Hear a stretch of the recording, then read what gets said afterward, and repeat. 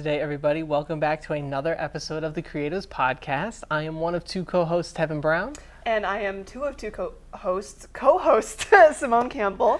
And today we have a fantastic guest, a special treat for you. She is a wonderful, very talented actress on New Mexico's own Dark Winds series and an artist of many other kinds of talents. Today we have DEANNA Allison. Thank you so much for being here. Thank you for having me. Absolutely. Alrighty. Well, I think a question we always like to start out with is kind of exploring the origin story. So, tell us a little bit about how you got started, however young or old you would like to begin. I like to say that I got started early on when I was an infant, as my mother would sing Navajo songs to me, and she would tell me the Navajo creation stories and just beautiful lullabies in Navajo.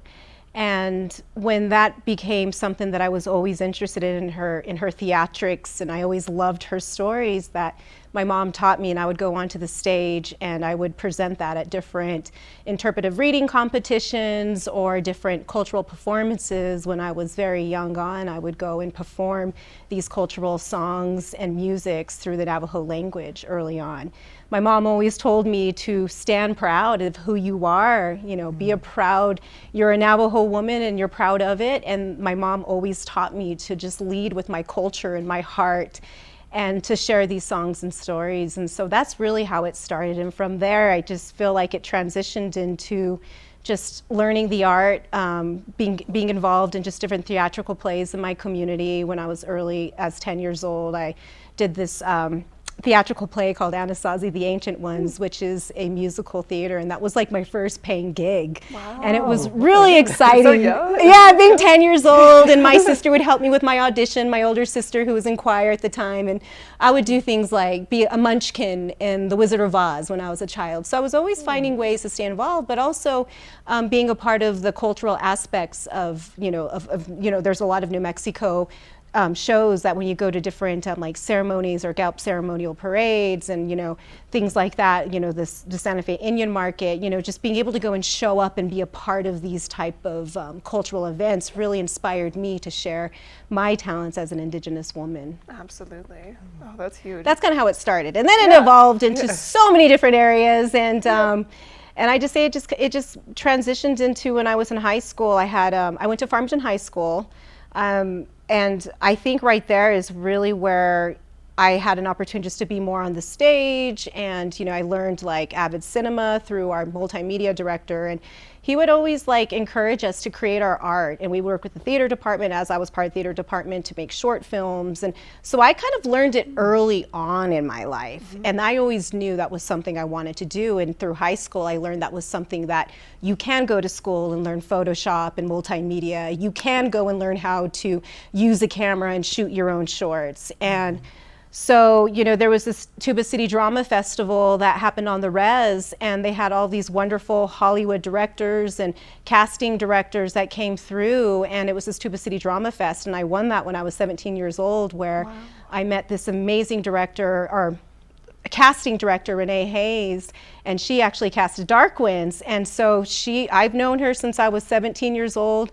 I was casted in Chris Ayres' Edge of America when I was 20, playing it was based off of the Lady Chieftain stories, which is out in northern New Mexico, and I started, that's called Edge of America. So when I was 20, that's kind of really when I started getting into film and television. But as a Native American actress, Indigenous actress, there wasn't a whole lot of opportunities out there, and so it went silent for a while, and I was able to just moonlight as stage management behind the scenes, learning everything I could about productions, taking classes myself on the stage, and just really just trying to execute myself in ways that I could, fit. I always believe there's so many ways to tell a story, so I'm also an animation artist, and I was able to have an internship with Fox Diversity Program. Through that Fox Diversity American Indian program, was I able to get an internship with Warner Brothers Animation. Back then, they would have opportunities like that for Native American Indigenous artists, and so I was fortunate to to be a part of those developments. And then from there on, I just worked, you know, how to find the jobs, get the gigs as they came, and what was meant for me came to me. And a lot of it I had to moonlight. I was a personal trainer as a Muay Thai instructor, and so I had to like have all these other jobs, like wear many hats. Yeah, And but I loved every part of it though. I love knowing how it comes from, leadership comes from top up, but also the foundation is super important. Every person a part of the crew is just as important as the people who are on stage because it is a working unit. And so I loved understanding the whole process of it, even if it was from a professional like theater company, like a lyric opera is out of San Diego was really where I got to learn a lot of my skill sets also when I transitioned to San Diego. So I've been all over the place. As an artist, sometimes you go where the jobs are. Yeah, right. But, you know, I've always was an actress at heart, but as you know, it's one of those things where, you know, you're just, when the right opportunity comes your way, I mean, you never really know, but just to be ready for it. But I just knew you know, this was the industry I wanted to belong in, no matter what the scale was. Storytelling, I like to say I'm a vessel for storytelling, and that's what truly matters to me. So I just love being a part of this industry, no matter what scale it is. And that matters. I love it so much. Oh my gosh. It's long-winded.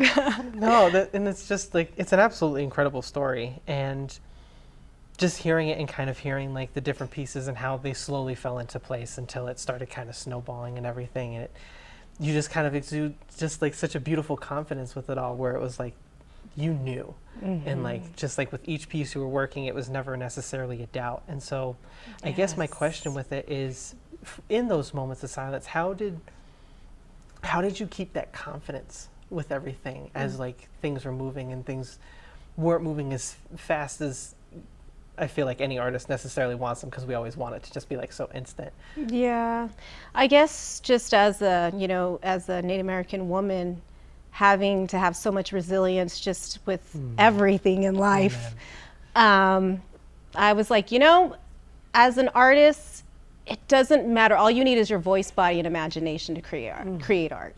That was something I was doing as a young child. I will continue to do that, whether it's sharing cultural stories.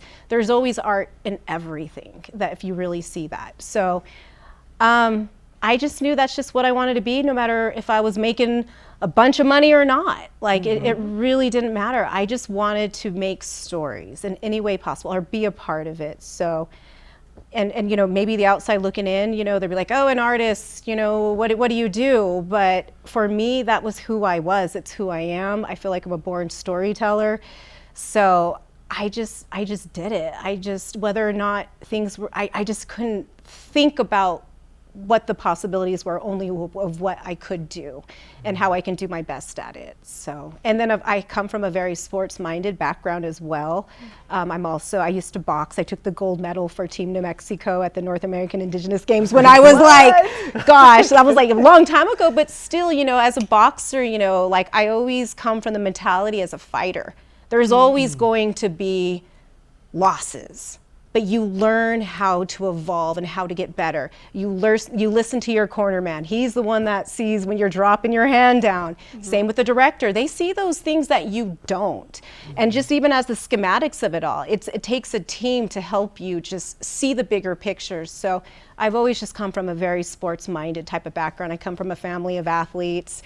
So a lot of it is just keeping yourself healthy and mentally strong, because ultimately that is what's going to succeed at the end of the day. So absolutely. And it's so interesting, you know, that's such a unique background that I think, you know, not a lot of artists share. So that's so wonderful that informs your art in that way. And we were talking a little bit beforehand, you know, about getting in your body and what that feels like. So especially as an athlete, how is that kind of lent its hand to helping you to be more present in the moment or in yourself, or like listening to like what your body wants, even like in a scene or something? What does that look like? I would say, like as an athlete, and you know, I come from a place like of being a runner, but also as a boxer, and a lot of that, you know, a lot of your time is spent in the gym. And to me, that's like the theater for the actor.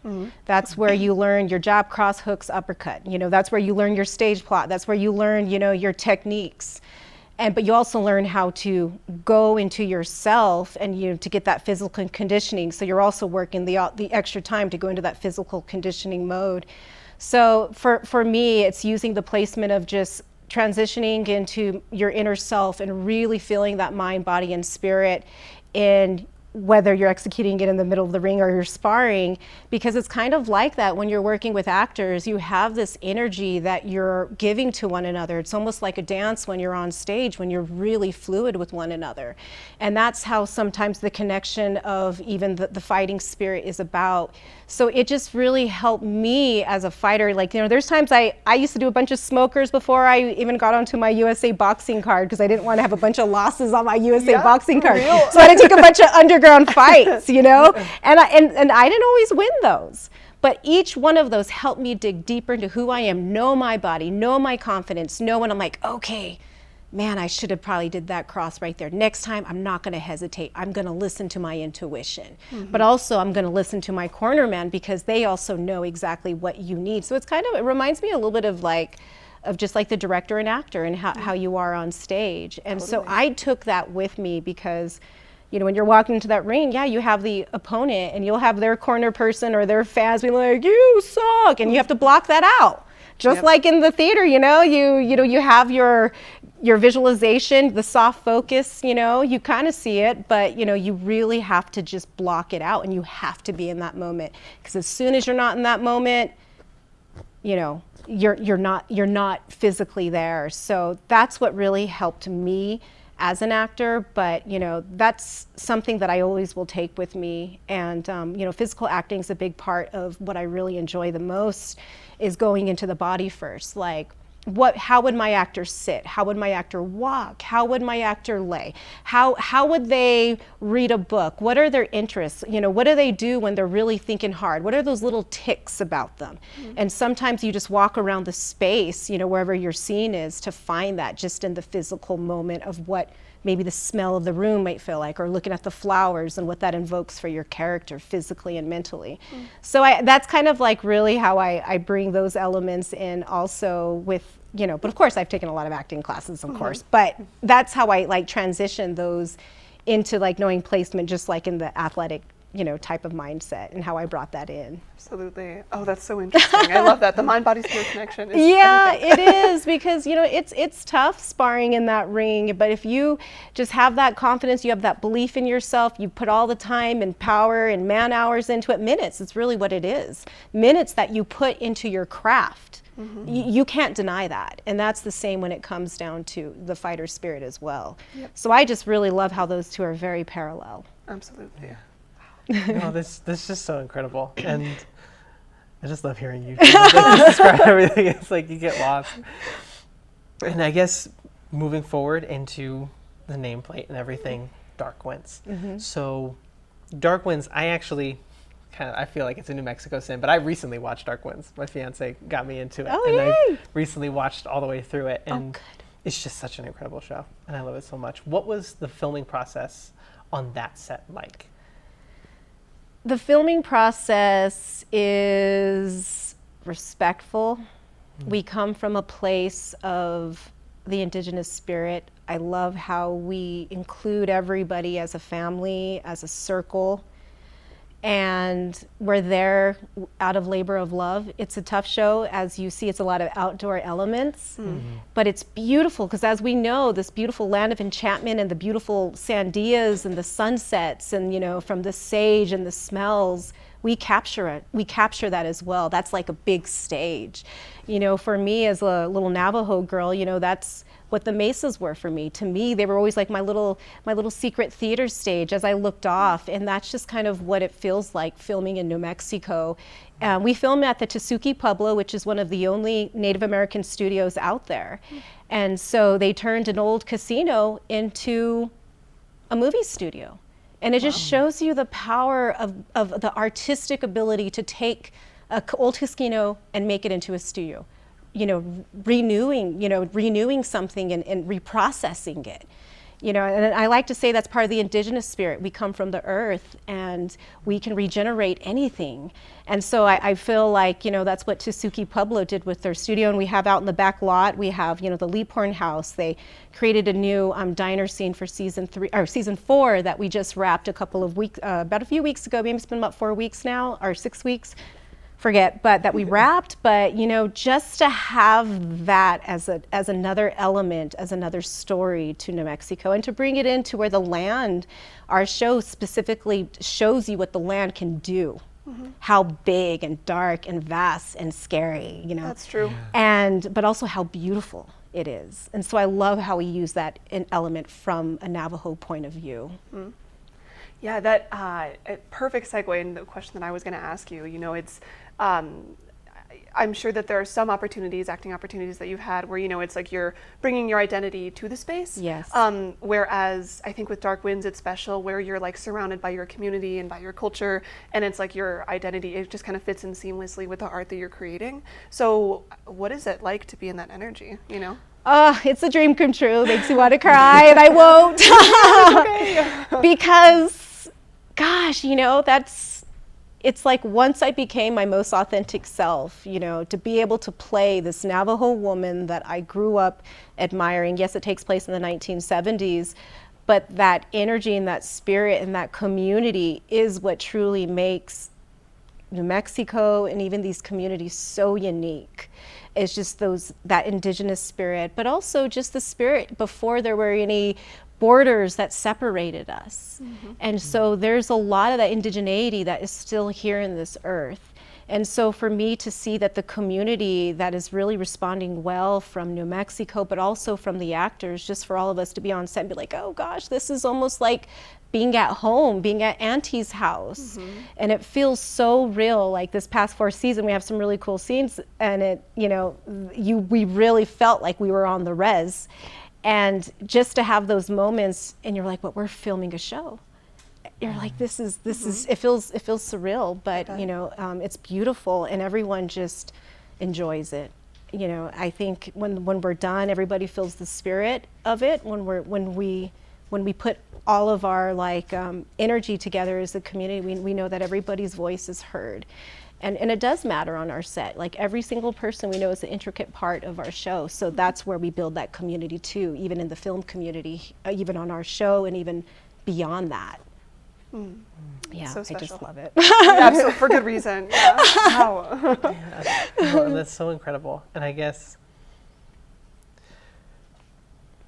backpedaling from our conversation before we went on the air, where you had mentioned and asked me if I had done stage, and then had mentioned how we would do well doing television. Do you feel like the transition between the two? Because I've always found like film and theater are like interesting cousins, where there's like so many similarities, but there's also so many differences. Do you feel like they're very close for you when it comes to the transition between both? Absolutely, because I've gotten the question to where they're like, this is your first television series. How did you, you know, seem to withstand with veteran actors? Well, it's because as theater actors, like I said, the theater's like the boxing stage for an actor. That's where you learn your foundation, the fundamentals, and most importantly, the memorization. So, you know, the memorization is such a powerful tool. And, you know, that part in itself, and with theater, you know, it's all about the body and emulating that from people to see that. And so I really feel like it's a great transition because, you know, you only have one take to do a whole show, and a whole show could easily be 2 hours. So you have the stamina, and then you go and you have runs after runs depending on the season run of your show. And so, you know, one thing about television, sure, it's, you know, you do shortcuts and things like that, but just the stamina that you get as a stage actor, I feel translates beautifully on television, because it's a lot. It's a long day, but it's action packed. But I just feel like theater actors really have that really great fundamental foundation. And to me, it just seems like a cousin. You just kind of go back to those old, you know, skills that you have as a theater actor, and it won't fail you. Yeah. A firm foundation. A foundation, absolutely. I always suggest that too. If anyone who wants to get into, you know, the business, you know, start with theater, start with improv, you know, start with those exercises of your mind just to get you just there. And so that way, you know, improv is scary. Sometimes you're like, I don't know what to do back in when you're not trained, right? Yep. But then once you're trained, you're like, boom. Yeah. So, and you know, it's a lot kind of sometimes like when you audition, or when you sometimes have a scene and, you know, maybe someone wants you to go and be a little creative, and some directors will let you be creative. And it's amazing when you do find directors like that. And we've, you know, we've had some fun like that occasionally on Dark Winds as well. I love it. Well, of course, I'm going to mention that now because that was something else that we were talking about Yes. beforehand. We had some good chats. In case you couldn't tell, maybe we'll release exclusive content. No, in terms of improv and that being something that you're interested in pursuing next. But I guess kind of like zooming out, where do you see yourself next? Like what artistic avenues do you see yourself exploring that you want to cultivate more of? That's a good question. I would say just continuing to see where this leads with the whole film and television world. You know, we're fortunate that New Mexico is really starting to be a place where television and film are coming. And to find wherever I can fit in that, because I feel like there's so many different ways to tell a story, but there's also ways that you could be supportive in those ways. So I would like to advocate for, you know, keeping, you know, some of our students here, perhaps, you know, doing more outreach work and encouraging younger audiences at a younger age. And then hopefully that could be something that we can help them stay here and continue to help our industry grow. And just working with the next generation, the younger generation, because I had the influences of my mother and my sisters and my dad who always supported that and enriched that. And, you know, it was through my culture where I was able, and ironically enough, you know, Dark Winds, I play a Navajo woman and I'm a Navajo woman. So there's a part of my culture that I bring to that. So I would just like to continue to hone in on that and just to bring that authentic part of ourselves to the screen, which is so important, which is so needed, and just the different ways that everybody's story is relevant. It needs to be heard. It could be told, no matter what avenues that you have, no matter what mediums. I mean, now that we have the internet, we have, you know, TikTok. There's so many beautiful short stories out there that can just hit an audience quicker than maybe even streaming can, and you know, those kind of works. So something in technology for sure. That's exciting. I like it. Again, the world is your oyster, and like I said, multi-talented too, doing all kinds of cool stuff. Exactly. Love it. All right, as we start our very slow kind of round out of everything, because we're starting to lose time, it's always one of my favorite questions, and I always worry about it being a redundant question, but somehow every time we ask this question, there's such beautiful answers with each individual. So with you, whether it's one sentence, a bullet point, a paragraph, what is your advice to any up-and-coming artists of any field, of any age? I just say, if you're truly passionate about it, continue to do it. Fight, go through the fighter spirit, whatever that looks like for you, but just know that it takes a lot of perseverance, resilience, strength, and just to always hone in on your uniqueness, you know. And that, I think, in itself is what will be dynamic to bring to the table. It is a tough industry. So however you need to toughen yourself up, maybe go take a boxing class. I mean, take classes, whether they're improv classes, theater classes, dialogue classes. You know, there's dialogue coaches out there. There's always training, movement classes, dancing, whatever avenue, just to understand the body mechanics of yourself internally, whatever that looks like. But just know that it is a very tough industry. But if it's something that you love, a passion, nothing will burn that fire, and just to keep on adding more wood to it. That's what I would suggest. I love it. Fantastic advice. Definitely. And stay healthy, you know. That's another one too. Treat yourself with good foods, good water, because I always say, you know, this is our tool as actors. Your voice, body, and imagination is all you need. Maybe a little iPhone, know a little Avid Cinema, learn a little AI to your own advantage. I mean, it's all about us and how we control that for this type of industry, of what you can. And luckily, we're in a place where there are so many opportunities as far as, like, you know, schooling now. You know, there's becoming programs now. I believe UNM has a department, and, you know, things like that. You know, there's also resources that you can also go and just learn, you know, take an animation class or take an editing class, just so you can understand what what everyone goes through to make the process happen, because everybody is making a big part of contribution into it. It's more than just the actors, you know, what everybody has to do to make the film. So I say learn the whole business, and you know, perhaps you'll fall into where you feel like where you fit. An experiment. Yeah, unexpectedly, right? Yeah. A lot of the time, just stumbling upon it. Yeah, and sometimes, you know, it can come later, it can come quick, and it's just always evolving. Even as an artist, you're always evolving, always learning. There's always something you can learn from each person, each instructor, each director, you know. That was kind of something that I really enjoyed about Dark Winds. You know, I've got to work with so many different directors, you know, for different episodes, and each director had their own style.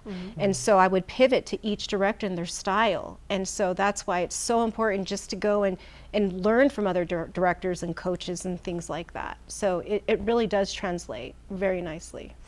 Absolutely. Oh, I love it. What a joy it has been speaking with you. Before we go, in the last 30 seconds, where can people find you? Where can people watch your work? And where can they see what's happening next? Sure. You can find me on DEANNA.ALLISON22. That's Instagram. And we just wrapped season 4, so stay tuned for that. Season 3, we had just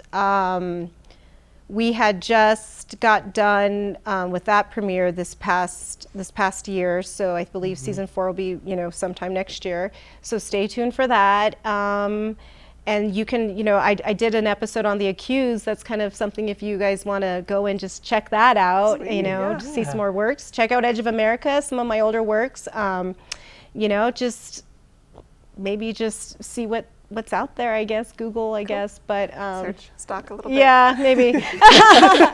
But yeah, you know, I'm just excited to be, you know, part of this series as a, you know, reoccurring character, and it's been such an impactful voice for me and the inspiration that I get to bring to the stage as a Navajo woman. So I'm just so super grateful, and thank you guys for bringing me here so I can just share a little bit about my experiences. No, thank you. It was so incredible to have you, and it was just powerful, and just I'm flustered. He's like, oh, yes. Like so many words. I know.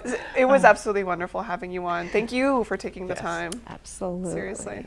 Thank you. And thank you guys for tuning in to another episode of the Creatives Podcast. Once again, my name is Tevin Brown. And I am Simone Campbell. And I would like to thank Studio 519 for always letting us film here. I would also like to thank our producers and all of our sponsors. You can check us out now, not only on YouTube, our OGs. Be sure to like, comment, and subscribe. You can also check us out now on Channel 96 as well as Channel 27. Those are Catharsis Media and Studio 519 respectively. And you can also catch us on RME Entertainment. It is RME Free TV on Roku TV and Apple devices. And please have a great and safe night. Thank you, guys.